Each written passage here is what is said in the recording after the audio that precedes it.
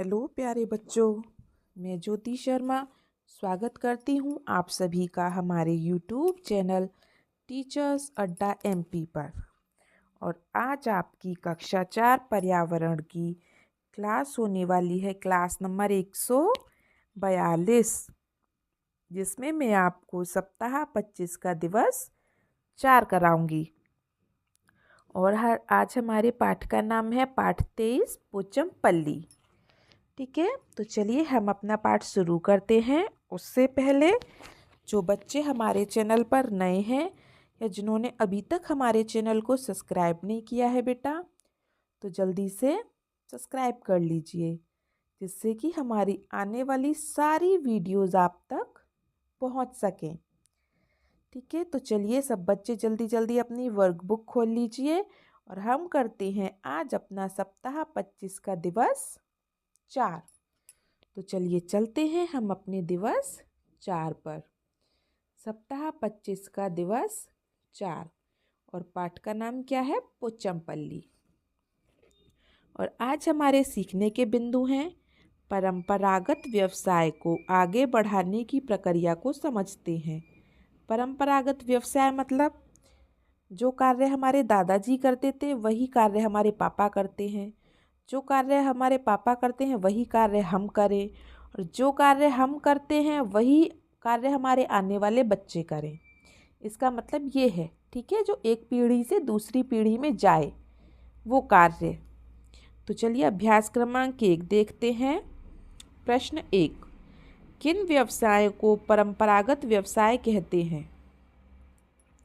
परंपरागत व्यवसाय मतलब जैसे मैंने अभी बताया, एक पीढ़ी से दूसरी पीढ़ी में, तो वो हमारा काम है, मतलब हमारा खुद का घर का काम, कोई घर का बिजनेस हो, कोई वैसा औजारों का काम हो, या कोई लकड़ी का काम हो, या कुछ कला हो हमारे अंदर, उन्हें कहते हैं हम। ठीक है, जैसे जिसमें औजारों व कलाओं का इस्तेमाल हो उसे परंपरागत व्यवसाय कहते हैं। जैसे कि बेटा जैसे कि हमारे दादाजी, हमारे मान लो हमारे दादाजी मिट्टी के बर्तन बनाते थे, तो वही हमारे पापा बनाते हैं, फिर वही हम बनाए इस तरीके से। या फिर हमारे पापा मिठाई बनाते थे, दादाजी हमारी मिठाई की दुकान है, ठीक है, मिठाई बनाते थे, और फिर वही मिठाई हमारे पापा ने सीख ली, फिर वही मिठाई हम सीख लें बनाना, इस तरीके से। ठीक है, उन्हें हम परंपरागत व्यवसाय कहते हैं। तो प्रश्न 1 सबने कर लिया होगा।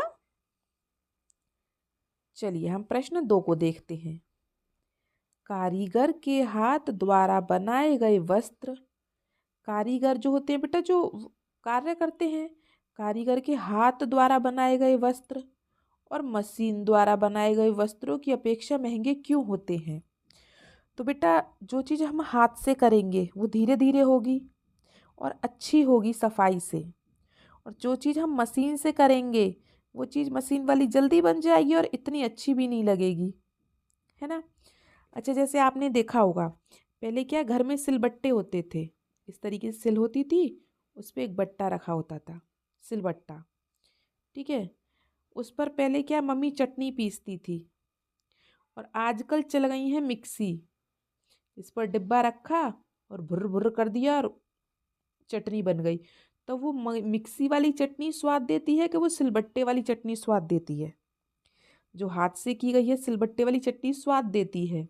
आप कभी भी इसे नोटिस करके देखना। ठीक है, तो बस ये यही कह रहा है कि जो हाथ द्वारा कार्य किया गया है वो महंगा क्यों है?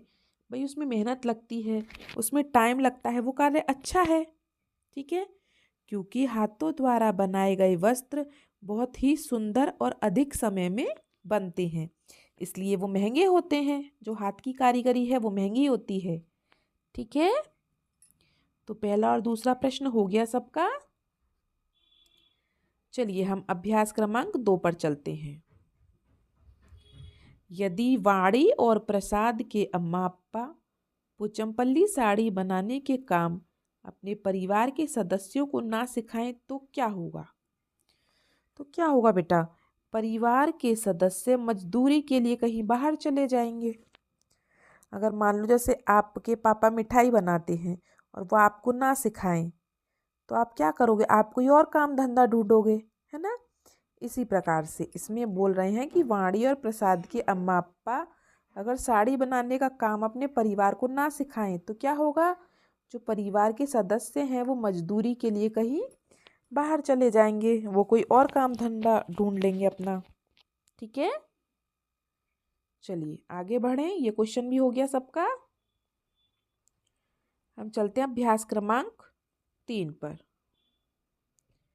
दी गई साड़ियाँ किन स्थानों पर बनती हैं बताइए।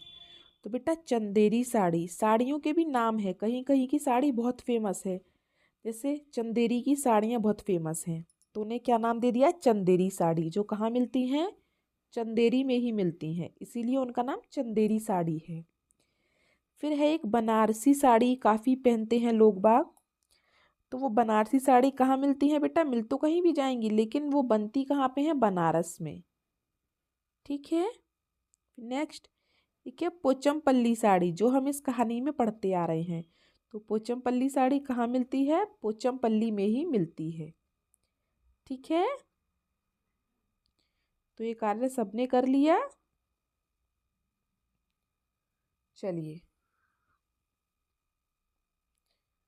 अच्छी, चलिए सबने कर लिया, क्योंकि बेटा हर जगह की कोई ना कोई चीज़ फेमस ज़रूर होती है। जैसे कि मध्य प्रदेश का पोहा बहुत पसंद फेमस है, मुंबई का बड़ा पाव बहुत फेमस है। तो ऐसे कहीं ना कहीं, जैसे मुरैना की गजक बहुत फेमस है, राजस्थान राजस्थान में सोन पापड़ी बहुत अच्छी मिलती है। ठीक है, इस तरीके से जयपुर की प्याज की कचौड़ी बहुत फेमस है। इस तरीके से हर जगह की कुछ ना कुछ चीज़ फेमस ज़रूर होती है।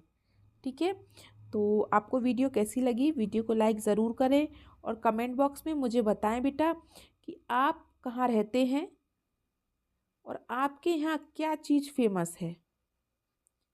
ठीक है, आप कहाँ रहते हैं और जहाँ आप रहते हैं वहाँ की क्या चीज़ ज़्यादा फेमस है।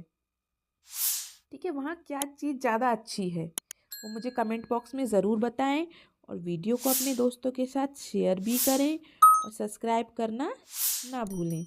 मिलते हैं हम आपसे अगली क्लास में, तब तक के लिए आपका दिन शुभ हो। Have a nice day and thank you.